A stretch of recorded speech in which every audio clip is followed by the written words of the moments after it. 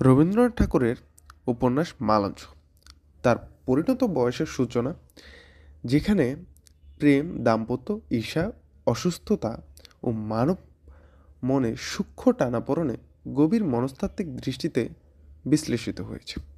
এটি কোনো প্রচলিত প্রেম কাহিনী নয়, বরং দাম্পত্য জীবনের ভেতরে জমে থাকা অব্যক্ত কষ্ট, সন্দেহ ও আত্মসম্মানের সংঘাতকে কেন্দ্র করে রচিত অন্তর্মুখী উপন্যাস। উপন্যাসের কাহিনী মূলত তিনটি চরিত্রকে ঘিরে আবর্তিত: নির্মল্য, নির্মলা, রেখা।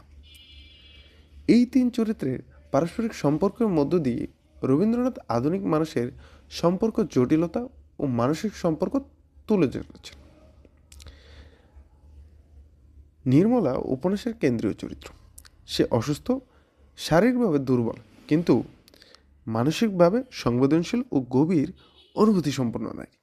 তার অসুস্থতার সঙ্গে তার মনে জন্ম নেয় এক ধরনের নিরাপত্তাহীনতা ও ভয়। স্বামী নির্মল্য কি তাকে আগের মতো ভালোবাসে? এই সন্দেহে ধীরে ধীরে তার মানসিক যন্ত্রণা মূল কারণ হয়ে ওঠে। নির্মল্য নির্মলার স্বামী। সে যুক্তিবাদী, বাস্তবমনস্ক, কাজকর্মে ব্যস্ত একজন মানুষ। সে নির্মলাকে ভালোবাসে, কিন্তু সেই ভালোবাসা প্রকাশে সে সংযত। নির্মল্যর এই সংযম ও নীরবতাই নির্মলার মনে ভুল বোঝাবুঝি ও ঈর্ষার জন্ম দেয়। নির্মল্য বুঝতে পারে না যে ভালোবাসা শুধু দায়িত্ব পালন নয়, অনুভূতিরও প্রকাশ। রেখা উপন্যাসে একটি গুরুত্বপূর্ণ ভূমিকা পালন করে। সে প্রাণবন্ত, সুস্থ ও স্বাধীন চেতা নারী। নির্মলার চোখে রেখা হয়ে ওঠে এক অদৃশ্য প্রতিদ্বন্দ্বী। যদি বাস্তবেও রেখা কোনো ষড়যন্ত্র করে না, তবুও নির্মলার মনে সে ঈর্ষা প্রতীক হয়ে দাঁড়ায়। উপন্যাসের নাম মালঞ্চ অত্যন্ত প্রতীকী। মালঞ্চ অর্থ লতানো গাছ, যা আশ্রয়ের উপর নির্ভর করে বেড়ে ওঠে। নির্মলার জীবনও তেমনি নির্মাল্যর ভালোবাসা ও যত্নের উপর নির্ভরশীল। কিন্তু যখনই সে আশ্রয় তাকে অনিশ্চয়তায় মনে ভয় সঞ্চার করে,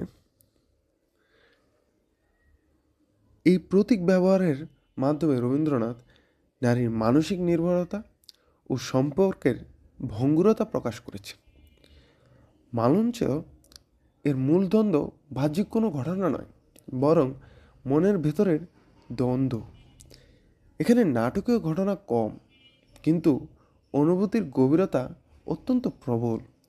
রবীন্দ্রনাথ দেখিয়েছেন দাম্পত্য জীবনের নীরবতা ও অব্যক্ত অনুভূতি কীভাবে সম্পর্ক ধীরে ধীরে বিষাক্ত করে তোলে।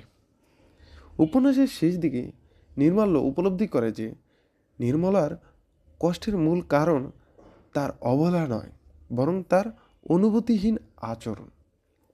নির্মলাও বুঝতে পারে তার সন্দেহ অনেকটাই তার অসুস্থ মনোভাব থেকেই জন্ম নেয়।